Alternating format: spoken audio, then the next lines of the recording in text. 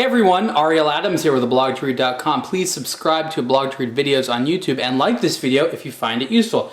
This is a review of the new for 2012 Alpina Extreme Diver. Not the first Extreme Diver in their collection, not the first Extreme watch in their collection, but this could quite possibly be the very best of the Extreme Divers. And let me tell you why. First of all, the design is just about perfect for what they've been going for. For the past couple of years, Alpina dive watches have all been nice, but they've kind of missed something. Either tried to be too modern or too sporty, or something like this one has a wonderful mixture of classic looks and sporty qualities, and the price is right. There's also a lot of nice Alpina DNA. Let me start with a large crown here. That crown is a little bit larger than it needs to be, and it has sort of a rubberized kind of ring around it. There's that Alpina red triangle logo there. Really like it, very comfortable to use, and is easy. A lot of the times watches like this have crowns that are small. There even are crown guards. So in terms of security, this might not be the most secure crown. I mean, it's solid but because it sticks out that much, but it looks cool and it's really great looking. I love the bezel, rotating diver's bezel here.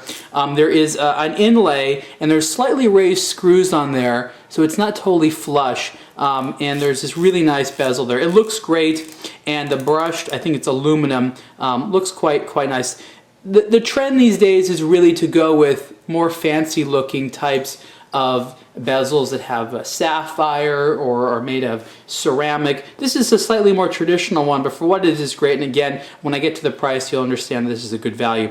Dial, very attractive looking. The hands are not too small, although today with some of the much fatter hands that you're seeing, they might look small, but the hands are actually very traditional size. The matte black dial has applied hour markers. Of course, there's luminant on the hands and the hour markers, and it looks just really nice. I'm going to move the watch here a little bit in order to see some of that. The Sapphire Crystal is flat with AR coating on both sides.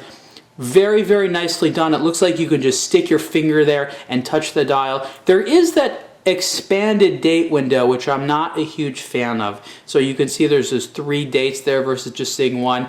I'll let it slide for this watch. There's a nice applied raised metal frame for the date indicator window, which is fine. Plus they have retained that 3 o'clock hour indicator there. So I'll let it slide this time, Alpina. I'll let it slide this time. This is a deeper, this isn't the deepest diving diver they've made, but this one is water resistant to a full 300 meters, which makes it a quote-unquote, you know, real dive watch. Case is very nicely done. I like the mixture of the brushed and polished sides. It looks great as it dances with the light on the hand. It's fantastic. Size is 44 millimeters. In addition to this bracelet, this is actually my favorite, this bracelet, there's a mesh metal bracelet as well as a rubber strap. Of course, there's a rubber strap. Oh, before I put it on, I want to show you exhibition case back, custom Alpina rotor, and it's that kind of rotor which is it's like long on one side, and it's I don't know how to explain it. You can see what it looks like there. The movement, surprisingly, is relatively nicely decorated. I'm not sure what the movement is. Alpina calls it their, I don't know, AL something. It's probably a base Sellita or something like that. Alpina is owned by Frederic Constant, and they do make their own movements, and there are some Alpina watches with their own movements. I don't believe this is one of them, but it looks to be similar to a 2892, which would be the SW200. I'm actually not sure, but it's an automatic Swiss movement. Good enough, right?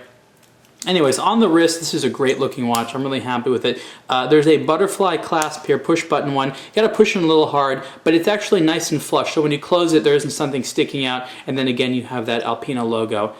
I think it's just great looking, and especially because there's that very well anti-reflective coated sapphire crystal. You can see the dial very nicely. Size is good, and this makes for a slightly different looking but great what I call steel and black diver. The steel and black diver was made popular by the Rolex Submariner and basically said that if you want to have a nice dive watch, you have it be steel with a black bezel and a black dial and white hands and indicators. It's perfect contrast, it goes with everything, and it looks great. Everyone has tried to mix it up a little bit by making a blue dial and things like that. For me, black is still the best, and as you can see here, there's that hint of red on the crown, hint of red as the counterweight on the seconds hand, and I think it looks fantastic. Price for this model is really good. So on the bracelet, I think the price is, hold on, let me look here.